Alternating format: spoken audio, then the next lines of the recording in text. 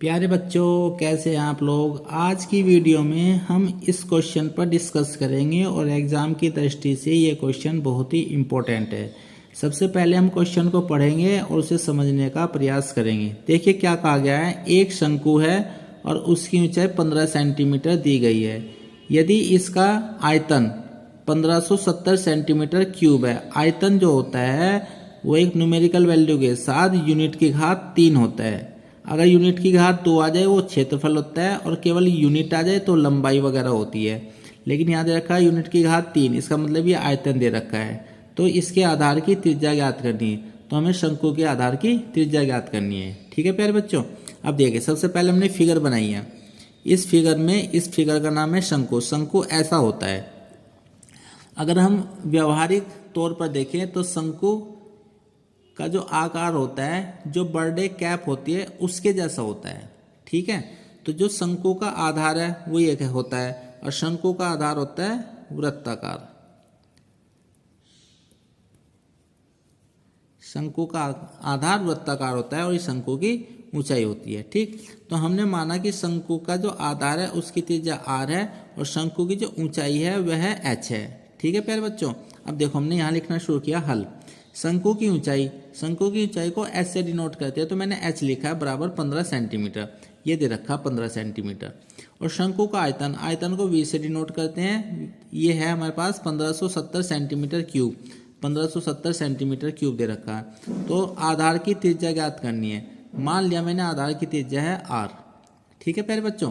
अब देखो क्या दिया है। शंकु का आयतन दिया है 1570 सेंटीमीटर और शंकु का आयतन होता है 1/3 पाई r स्क्वायर h। ये होता है सूत्र। शंकु के आयतन निकालने का सूत्र होता है 1/3 पाई r स्क्वायर h। ये भी शंकु का आयतन है, ये भी शंकु का आयतन है। तो न्यूमेरिकली दोनों को मैंने बराबर कर दिया है। तो 1/3 पाई r स्क्वायर h बराबर 1570। यहाँ तक समझ में आ गई होगी। अब मैं वैल्यू पुट करूंगा 1/3 जो का तो रखा हमने और पाई का मान क्वेश्चन में ही दे रखा है 3.14। अगर पाई का मान दिया गया है, ध्यान से सुनिए, अगर पाई का मान दिया गया है तो आपको वही मान रखना है, उसके अलावा कोई मान नहीं रखना है। लेकिन अगर आपको पाई का मान नहीं दिया गया है तो आपको प्यारे बच्चों पाई का मान 22/7 रखना है। क्योंकि इस क्वेश्चन में पाई का मान 3.14 दे रखा है तो मैंने वही रखा है, 22/7 नहीं रखा है। आर का मान क्योंकि हमें निकालना वह जो का तो आ गया और एच का मान 15 है, वह जो का तो आ गया। एच का मान 15 डाल दिया मैंने। अब क्योंकि मुझे आर की वैल्यू निकालनी है तो आर को तो मैंने लेफ्ट हैंड साइड में रखा है। जो भी ये न्यूमेरिकल वैल्यू है वो सब मैं राइट हैंड साइड में ले गया हूँ। देखो 3 है डिवाइड में, ये जाएगा मल्टीप्लाई में। 3.14 है मल्टीप्लाई में, ये जाएगा डिवाइड में। 15 है मल्टीप्लाई में, ये जाएगा डिवाइड में। मेरे ख्याल से यहाँ तक आपकी बात समझ में आ गई होगी। अब मैं इसे आगे सोल्व करता हूँ। देखो कैसे काटा है मैंने। 3 से मैंने 15 को काट दिया 5 बार। 3 पंजे 15, 5 आ गया। 5 से मैंने 1570 को काटा है तो 5 दिया 15, 5 एकन 5 बचे 2, 20 हो गया। 5 चौक 20 तो 314 हो गया। ठीक। अब ये जो 3.14 है इसकी मैंने दशमलव हटाई। दशमलव की जगह तो मैंने लिख दिया 1 और दशमलव के आगे मेरे पास में है 2 अंक तो उनके आगे मैंने 2 जीरो लिख दिए। मेरे ख्याल से बात आपकी समझ में आ गई होगी।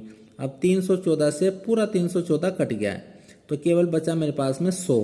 तो आर स्क्वायर का मान आ गया प्यारे बच्चों 100 और आर का मान आ गया √100 और आर का मान आ गया 100 का जो अंडर रूट होता है वो ऐसे निकालते हैं। ये तो याद कर लीजिए कि 100 का अंडर रूट कितना होता है, 10 होता है। या आप ऐसे कर लीजिए 100 को लिख सकता हूँ 10 × 10। अंडर रूट के अंदर अगर 2 संख्याएं एक समान आ जाएं तो उसमें से एक संख्या बाहर निकाल लेते हैं, वही उसका वर्गमूल होता है।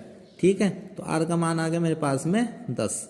तो हम लिखेंगे उत्तर में शंकु के आधार की त्रिज्या यानी आर बराबर 10 सेंटीमीटर है। यही आपका आंसर होगा। मेरे ख्याल से ये बात आपकी समझ में आ गई होगी। एग्जाम की दृष्टि से बहुत ही महत्वपूर्ण क्वेश्चन है। ठीक है प्यारे बच्चों।